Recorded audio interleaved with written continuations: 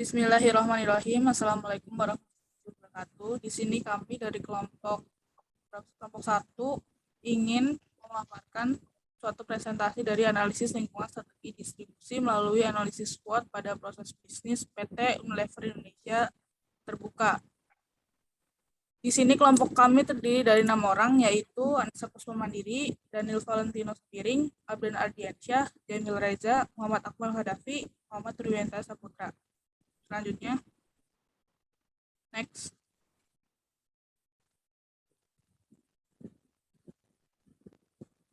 Latar belakang masalah akan dijelaskan oleh Daniel Sembiring. Baik, latar belakang masalah adalah dunia perekonomian secara global saat ini mengalami perkembangan serta peningkatan jumlah bisnis dengan sangat pesat dan menyebabkan persaingan di dalam dunia bisnis semakin ketat. Perusahaan akan mengalami persaingan untuk mendapatkan konsumen yang banyak. Salah satu hal utama yang harus diperhatikan oleh perusahaan agar lebih unggul dibandingkan pesaingnya adalah dengan melakukan pemasaran yang baik dan tepat sasaran. Perusahaan dapat menciptakan keunggulan kompetitif melalui proses distribusi yang dilakukan perusahaan yang mempunyai distribusi yang baik akan mendatangkan keuntungan dibandingkan dengan perusahaan yang tidak mempunyai distribusi yang baik. Strategi distribusi berkenan dengan penentuan saluran distribusi yang digunakan oleh perusahaan untuk menyampaikan barang dan jasanya hingga sampai di tangan konsumen. PT Unilever Indonesia Tbk adalah perusahaan yang merupakan anak perusahaan dari perusahaan Unilever. Lebih dari 1.000 distributor telah didirikan di seluruh Indonesia. Seperti perusahaan lainnya, distributor tidaklah berdiri sendiri. PT Unilever Indonesia Tbk melakukan kerjasama dengan CV Arianta Prima, Distrindo Prikasa untuk mendirikan distributor PT Unilever Indonesia Tbk ke area Kota Batu pada tahun 2021. Next. Pengertian analisis SWOT. Analisis SWOT adalah metode perencanaan strategis yang digunakan untuk mengevaluasi kekuatan atau strategis, kelemahan atau weakness, peluang atau opportunities, dan ancaman atau threats dalam suatu proyek atau suatu sikulasi bisnis. Keempat faktor itulah yang membentuk akronim SWOT atau Strategic Weakness, Opportunities, dan Threats. Selanjutnya, analisis SWOT perhitungan akan dijelaskan oleh Abdan Ardiansyah.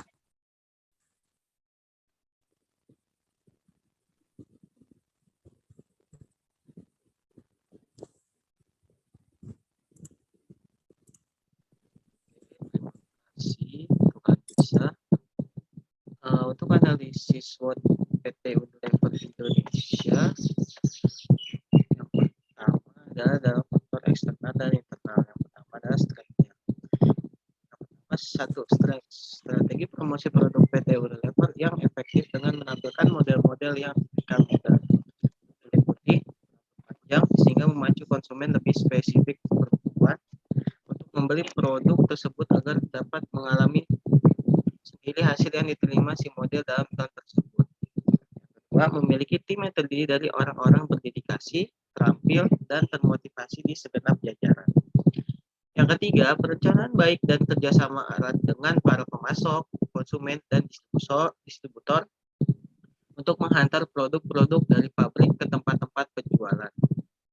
Yang keempat, PT Unilever sudah memiliki jaringan distribusi sendiri sehingga distribusi produknya hingga ke daerah-daerah dapat terlayani. Yang kelima, PT Unilever mempunyai motto, yaitu Operational Excellence with no compromise on quality. Unilever dalam menjalankan operasinya dijalankan dengan baik tanpa mengabaikan kualitas produk. Untuk weakness-nya, yaitu yang pertama, rendahnya respon pasar terhadap produk-produk tertentu. Yang kedua, ketidakjelasan sertifikat halal untuk produk tertentu. Yang ketiga, jumlah karyawan yang tambun. Yang keempat, growth offset, penjualan di bawah rata-rata industri. Yang kelima, lambatnya konsolidasi internal dalam pengambilan keputusan.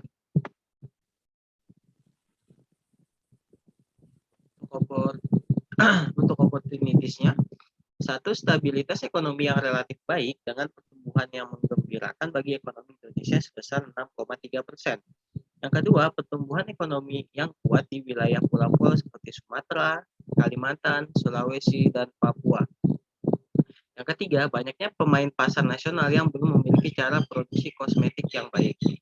Yang keempat, luasnya potensial market sekitar 250 juta, tepatnya yaitu 122.527.186 laki-laki atau 49,9%, dan 122.922.553 atau 50,1% perempuan.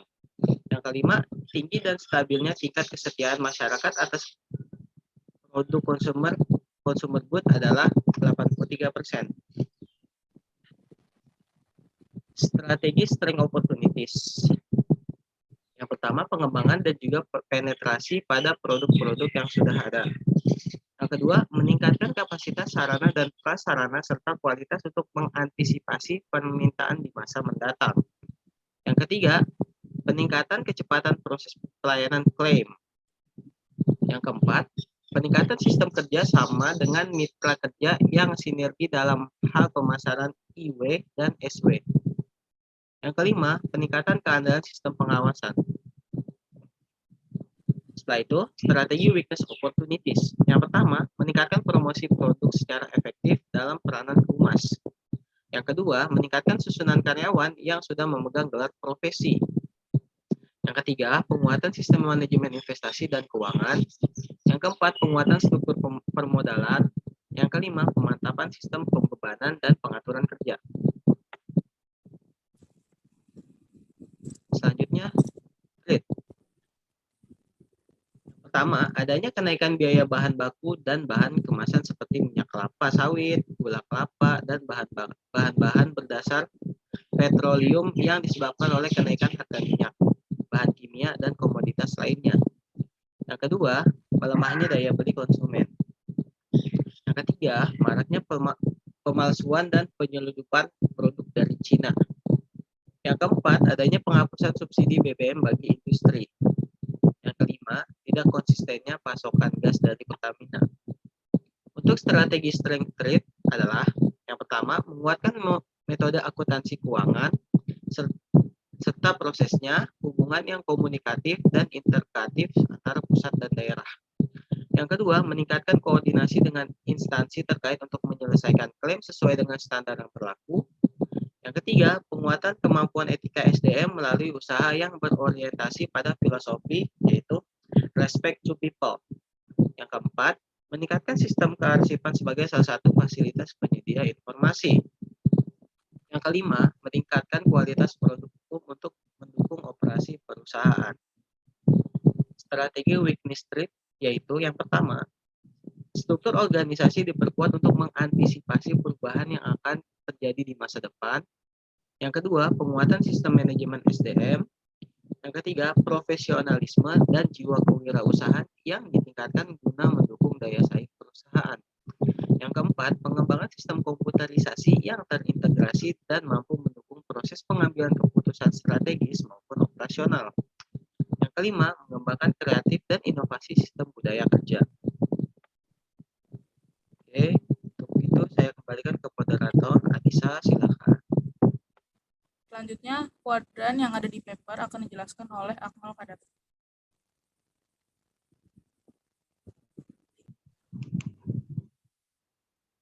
Selanjutnya, bagian kuadran akan dijelaskan oleh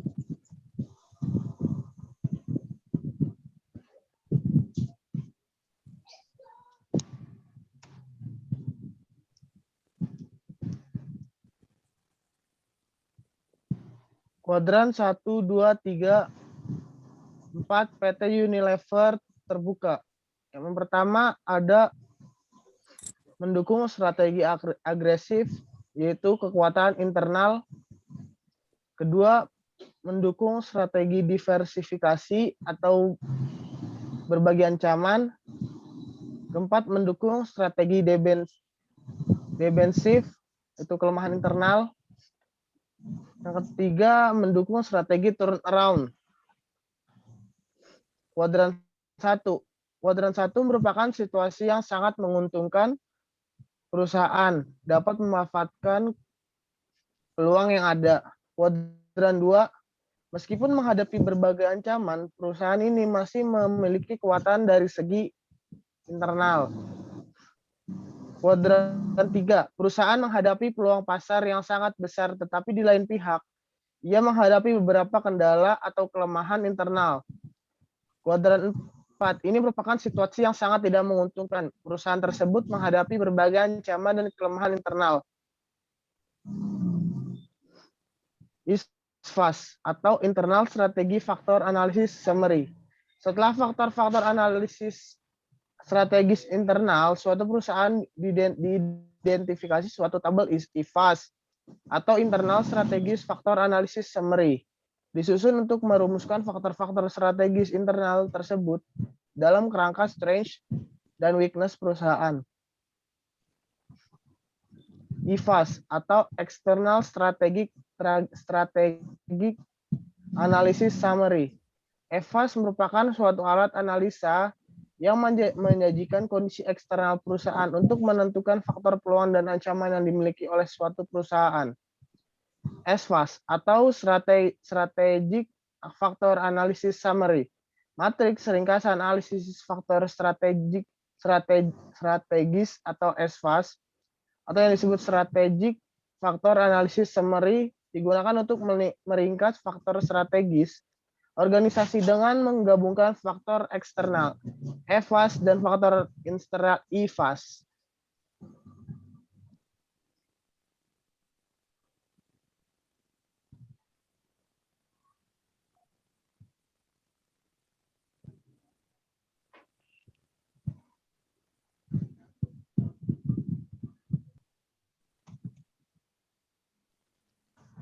Untuk perhitungan IFAS akan dibacakan oleh Saudara Akmal Hadafi. Perhitungan IFAS. Cara menghitung IFAS. Yang pertama, masukkan faktor-faktor kekuatan dan kelemahan pada tabel IFAS kolom 1, susun 5 faktor dari kekuatan dan 5 faktor kelemahan. Yang kedua, berikan bobot masing-masing faktor strategis pada kolom 2 dengan skala 1.0 sangat penting sampai dengan 0,0 tidak penting. Semua bobot tersebut jumlahnya tidak melebihi dari skor total. Sama dengan 1,00 dikat spama 2013. Faktor-faktor itu diberi bobot didasarkan pengaruh posisi strategis. Yang ketiga, berikan rating pada kolom 3 untuk masing-masing faktor dengan skala mulai dari 10 sampai dengan 1. Berdasarkan pengaruh faktor tersebut, variabel yang dianalisis, variabel yang bersifat positif, diberi nilai dari 6 sampai dengan 10 dengan membandingkan terhadap rata-rata pesaing utama. Sedangkan variabel yang bersifat negatif kebalikannya. Jika kelemahan besar sekali, dibanding dengan rata-rata pesaing sejenis, nilainya adalah 1. Sedangkan jika nilai kelemahan rendah atau di bawah rata-rata, pesaing-pesaingnya nilainya 5. Selanjutnya yang keempat, kalikan bobot dengan nilai untuk memperoleh faktor pembobotan dalam kolom 4. Hasilnya berupa skor pembobotan untuk masing-masing faktor yang nilainya bervariasi mulai dari 4,0 sampai dengan 1,0. Dan yang terakhir yang kelima, jumlah skor pembobotan untuk memperoleh total skor bobot faktor yang dianalisis. Nilai total ini menunjukkan bagaimana variabel yang dianalisis bereaksi terhadap faktor-faktor strategis internalnya.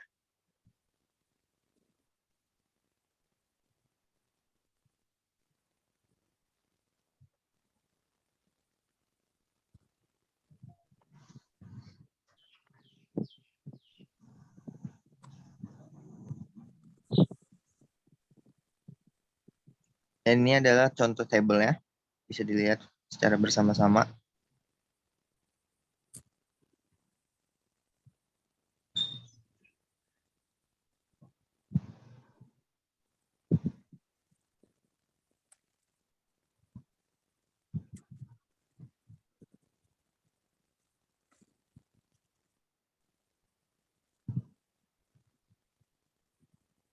Dan selanjutnya kita memasuki ke perhitungan IFAS.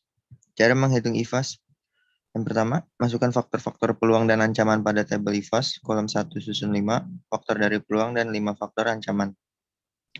Yang kedua, berikan bobot masing-masing faktor strategis pada kolom 2 dengan skala 1,0 sampai dengan 0,0. Semua bobot tersebut jumlahnya tidak melebihi dari skor total. Skor total itu adalah 1,00. Faktor-faktor itu diberi bobot didasarkan pada dapat memberikan dampak pada faktor strategis. Yang ketiga, berikan rating dalam kolom 3 untuk masing-masing faktor dengan skala mulai dari 10 sampai dengan 1 berdasarkan pengaruh faktor tersebut terhadap kondisi bersangkutan. Variabel yang bersifat positif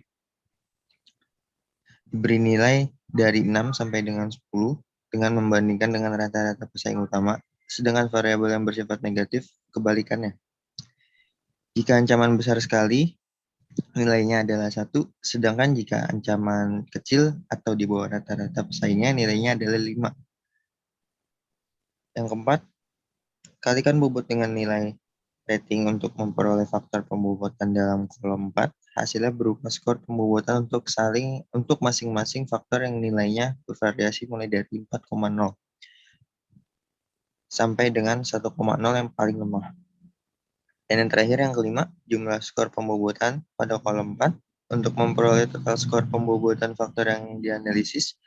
Nilai total ini menunjukkan bagaimana reaksi faktor strategis eksternalnya.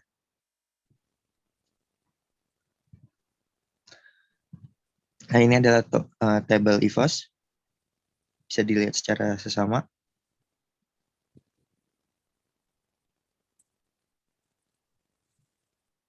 Selanjutnya, grand strategi akan dijelaskan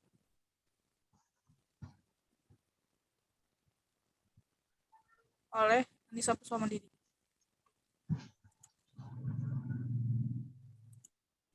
Pengertian grand strategi. Grand strategi merupakan tahapan pencocokan making stage pada proses formulasi strategi. Berikut adalah cara penghitungan dari grand strategi. Grand strategi umum dan penjelasan arah strategi. Total skor kekuatan dari masing-masing tabel 3,52, total skor kelemahan 3,28, total skor peluang 3,19, total skor ancaman 3,0,7. Berdasarkan hasil dari perhitungan IFAS dan EFAS di atas menghasilkan dan menentukan posisi perusahaan sebagai matriks SWOT berikut. Koordinat analisis internal yaitu didapat dari total skor kekuatan dikurangi dengan total skor kelemahan menghasilkan hasil koordinat dari analisis internal. Berikut adalah perhitungannya. Rumusnya, koordinat analisis internal sama dengan total skor kekuatan dikurangi total skor kelemahan. Koordinat analisis internal sama dengan 3,52 dikurang 3,28. Koordinat analisis internal sama dengan 0,24. Koordinat analisis eksternal, yaitu didapat dari total skor peluang dikurangi dengan total skor ancaman, menghasilkan hasil koordinat dari analisis internal sebagai berikut adalah perhitungannya. Rumus. Koordinat analisis internal yaitu didapat dari total skor peluang dikurangi dengan total skor ancaman, menghasilkan hasil koordinat dari analisis internal berikut adalah perhitungannya adalah koordinat analisis eksternal dikurang sama dengan total skor peluang dikurang total skor ancaman. Koordinat analisis eksternal sama dengan 0,19 dikurang 3,0,7. Koordinat analisis eksternal sama dengan 0,12. Untuk menentukan titik koordinat yaitu hasil dari koordinat analisis internal dijadikan sebagai sumbu X, sedangkan koordinat analisis eksternal dijadikan sebagai sumbu Y. Dari hasil kedua koordinat analisis internal dan eksternal didapat koordinat yaitu letak dengan 0,24 dan 0,13. Berikut adalah gambaran dari tabel X values dari PT Unilever Indonesia.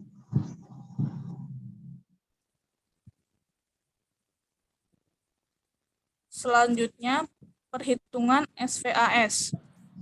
Cara menghitung SVAS, matriks ringkasan analisis faktor strategis atau SVAS, strategis faktor analisis summary, digunakan untuk meringkas faktor strategis organisasi dengan menggabungkan faktor eksternal FVAS dengan faktor internal IFAS. Berikut adalah gambaran tabel dari SVAS. Selanjutnya ada strategi SO, WO, ST, dan WT. Akan dijelaskan kembali oleh April Ardiansyah.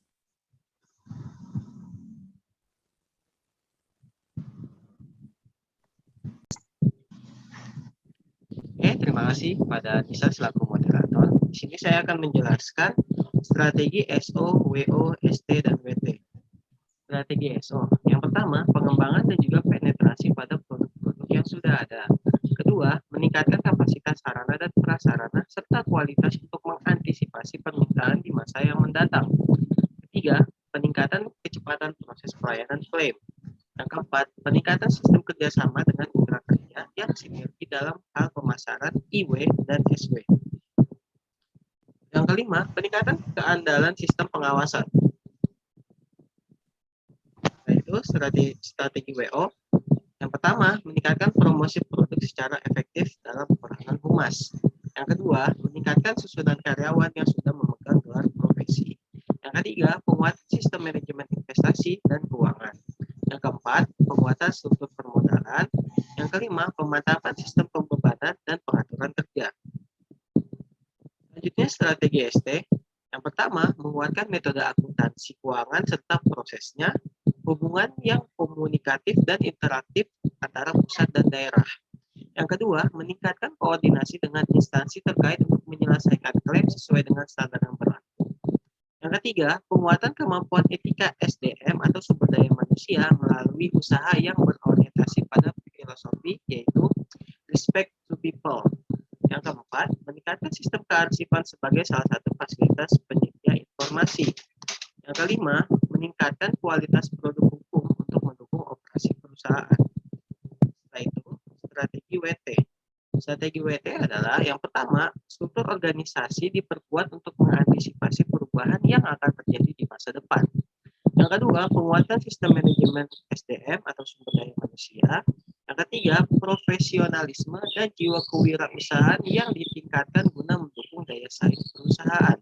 Yang keempat, pengembangan sistem komputerisasi yang terintegrasi dan mampu mendukung proses pengambilan keputusan strategis maupun operasional. Yang kelima, mengembangkan kreatif dan inovasi sistem budaya kerja. Yang keenam, kegiatan lead bank yang dirancang untuk berorientasi kepada kepentingan pasar.